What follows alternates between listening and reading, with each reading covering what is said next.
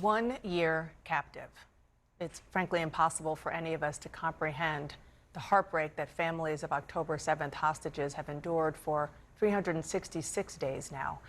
After killing 1,200 people during their barbaric assault on Israel, Hamas terrorists took more than 250 people as hostages.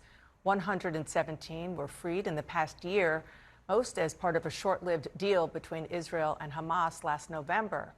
But now, 1 year later, more than 100 people are still being held captive in Gaza, including 4 Americans believed to be alive. That includes 22-year-old Omer Neutra. His parents, Ronen and Orna Neutra, are here with me now. Thank you so much for being here. And Ronen, over the past year, one of your sayings has been, hope is mandatory. How are you managing to do that? Well, we got to wake up every morning and understand that we have a role. We got to push our leaders. We got to push the parties in the Middle East, Qatar, Turkey, Egypt, and of course Israel, to put all the pressure possible on Hamas and reach a deal between Israel and Hamas. There's no other way. We have seen that only a deal can really bring all the hostages back.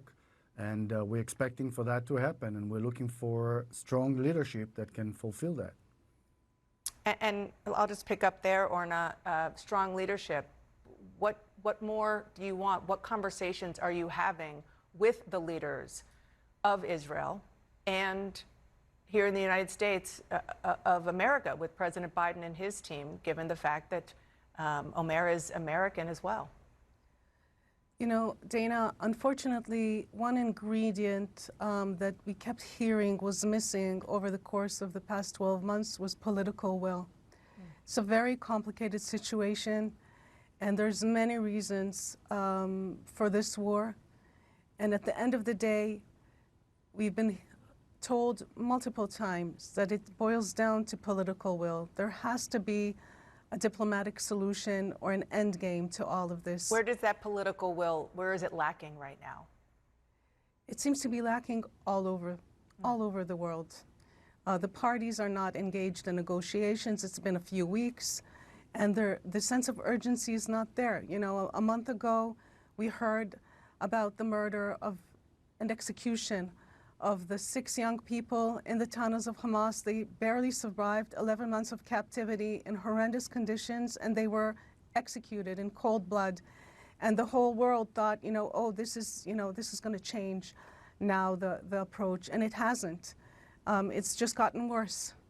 So, it's missing all over. And Ronen, pick up on that, because I heard both of you speaking about exactly that earlier today.